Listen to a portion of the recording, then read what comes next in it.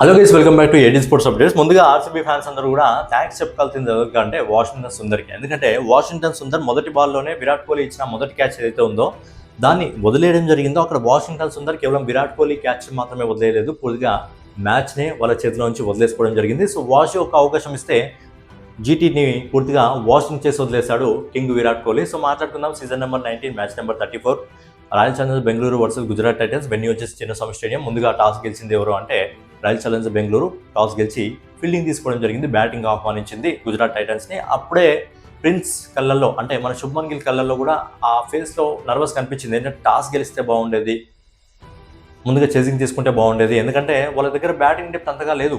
ఏం చేసినా మొదటి ముగ్గురు మాత్రమే చేయాలి. తర్వాత మిడిల్ ఆర్డర్లో వాళ్ళు ఇంకా టెస్టింగ్, అసలు ఎవరు ఫామ్లో ఉన్నారో అర్థం కావట్లేదు. సో ఏంటంటే ఒకవేళ సెకండ్ బ్యాటింగ్ ఉంటే ఆ స్కోర్ ఎంత ఇస్తారో ఆ స్కోర్ని చూసుకుని ఆడుకునే వాళ్ళు. బట్ ఏంటంటే మొదటి బ్యాటింగ్ అంటే మనము జేటీ చూసుకున్నట్టయితే ఈ సీజన్లో యావరేజ్ స్కోర్ వాళ్ళది 175.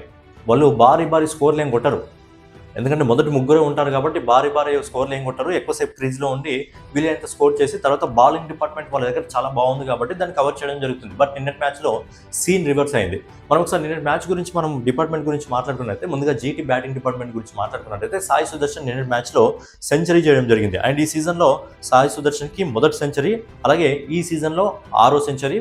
అండ్ అసలు సాయి సుదర్శన్ 2 మ్యాచ్లో ఫామ్లోకి రావడం జరిగింది, ఆ మిగతా అన్ని మ్యాచ్లో కూడా చేతులు తేయడం జరిగింది. ఒకసారి సాయి సుదర్శన్ స్కోర్ను మనం చూసుకున్నట్టయితే మొదటి మ్యాచ్లో 13 పరుగులు, తర్వాత మ్యాచ్లో 73 పరుగులు చేయడం జరిగింది రాజస్థాన్ రాయల్స్ మీద.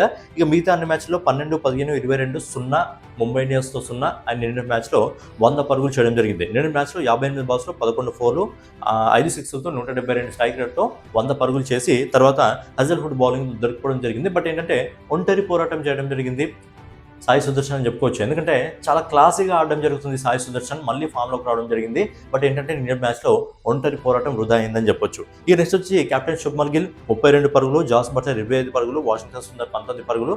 జసన్ హోల్డర్కి ప్లేయింగ్ లెవెల్లో అవకాశం దొరికింది, నిరూపించుకున్నాడు. ఎందుకంటే లాస్ట్ ఓవర్లో దాదాపుగా 2 సిక్స్లు, 1 4, మిగతా స్కోర్ దాదాపుగా ఒక 20 పరుగులు వచ్చే విధంగా జసన్ హోల్డర్ ప్లాన్ చేయడం జరిగింది. కాబట్టి ఆ స్కోర్ అన్నా కనీసం 200 అన్నా దాటింది గుజరాత్ టైటన్స్ని. ఓవరాల్గా ఏంటంటే 3 వికెట్లు నష్టపోయి 20 ఓవర్లలో 205 పరుగులు చేసింది. సో 205 పరుగులు అంటే ఆర్సీబీ టీం ముందు కొంచెం తక్కువే అని చెప్పుకోవచ్చు. ఎందుకంటే ఈ సీజన్లో బెస్ట్ బ్యాటింగ్ డెప్త్ ఎవరికన్నా ఉందా అంటే అది ఆర్సీబీ టీంకే ఉంది.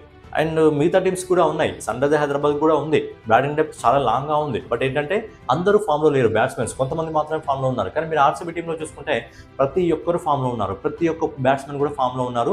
సో చిన్నస్వామి స్టేడియంలో ఆర్సీబీ టీం ముందు 205 పరుగులు అంటే ఎక్కడో అది కన్సర్న్ కాదు. మినిమం ఒక 230 నుంచి 240 పరుగులు పెడితే కొద్దిగా ఏమైనా ఆ టీంని కట్టడి చేయడానికి అవకాశం దొరికేదేమో. కానీ 205 పరుగులు అంటే మ్యాచ్ ముందే ఫిక్స్ అయిపోయింది అది.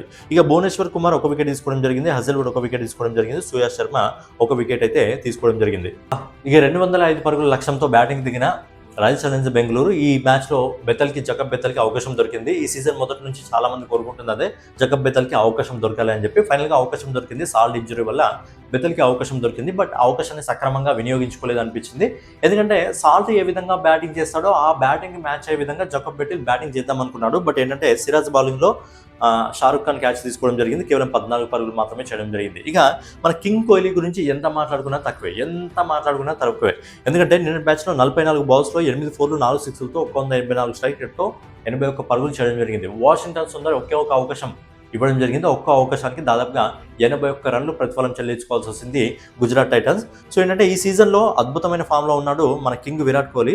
ఎందుకంటే ప్రజెంట్ ఆరెంజ్ క్యాప్ హోల్డర్ కూడా 128 పరుగులతో నెంబర్ 1 పొజిషన్లో ఉన్నాడు. నెంబర్ 2లో అభిషేక్ శర్మ ఉన్నాడు 323 పరుగులతో, ఒక 5 రన్స్ డిఫరెన్స్ ఉంది. ఈరోజు హైదరాబాద్ మ్యాచ్ ఉంది కాబట్టి ఒకవేళ చేంజ్ అయ్యే అవకాశం ఉంది. అలాగే మనం విరాట్ కోహ్లీ బ్యాటింగ్ గురించి మాట్లాడుకున్నట్టయితే ఈ సీజన్లో అద్భుతమైన ఫామ్లో ఉన్నాడు. విరాట్ కోహ్లీ గురించి మనం ఒకసారి చూసుకున్నట్టయితే మొదటి మ్యాచ్లో 69 పరుగులు, తర్వాత 28, తర్వాత 32, మళ్ళీ తర్వాత మ్యాచ్లో 50 పరుగులు, ఒక మ్యాచ్లో 49 పరుగులు, 1 పరుగు తేడాతో లక్నో టీం మీద హాఫ్ సెంచరీ మిస్ చేసుకోవడం జరిగింది. తర్వాత 19 పరుగులు, నిన్న 81 పరుగులు. సో ఏంటంటే అద్భుతమైన ఫామ్లో ఉన్నాడు విరాట్ కోహ్లీ. ఇక దేవదత్ పడికల్ కూడా ఫైనల్లీ ఫామ్లోకి రావడం జరిగింది. మొదటి 2 మ్యాచ్ల్లో హాఫ్ సెంచరీ కంప్లీట్ చేసుకోవడం జరిగింది, మిగతా మ్యాచ్లో చేతులెట్ అయ్యడం జరిగింది. మళ్ళీ నిన్నటి మ్యాచ్లో 27 బాల్స్లో 2 ఫోర్లు, 6 సిక్స్లతో 204 స్ట్రైక్ రేట్తో 55 పరుగులు చేయడం జరిగింది.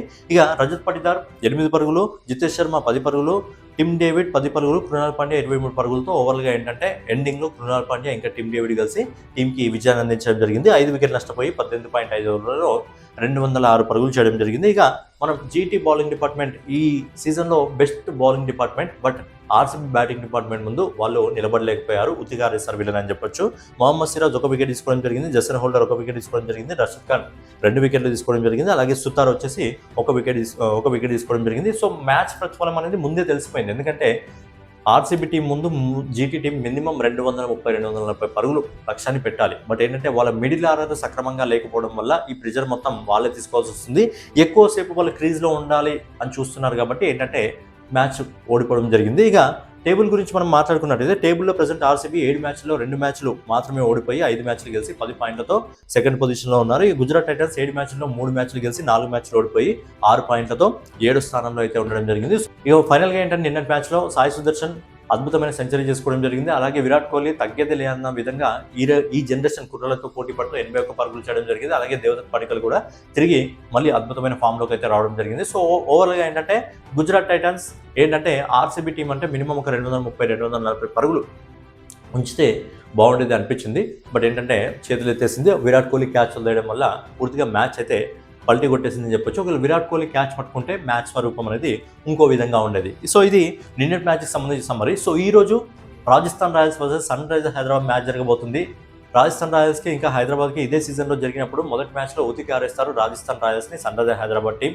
సో కొత్త కుర్రాలు టాప్ ఆర్డర్ని మొత్తము కుప్పకూలేలా చేయడం జరిగింది. మరి ఈ రోజు మ్యాచ్లో మరి రాజస్థాన్ రాయల్స్ ఆ రివెంజ్ తీర్చుకుంటుందా, లేకపోతే సన్ రైజర్స్ హైదరాబాద్ మళ్ళొకసారి డామినేషన్ కంటిన్యూ చేస్తుందా అనేది మీ ఒపీనియన్ కామెంట్ రూపంలో తెలియజేయండి. సో ఫైనల్గా అనమాట వీడియో మీకు నచ్చినట్లయితే ఖచ్చితంగా లైక్ చేసి కామెంట్ చేసి సబ్స్క్రైబ్ చేసుకొని మరి ఏటీ స్పోర్ట్స్ ఛానల్ ఫాలో అవుతుండండి. నెక్స్ట్ వీడియోలో మళ్ళీ కలుసుకుందాం.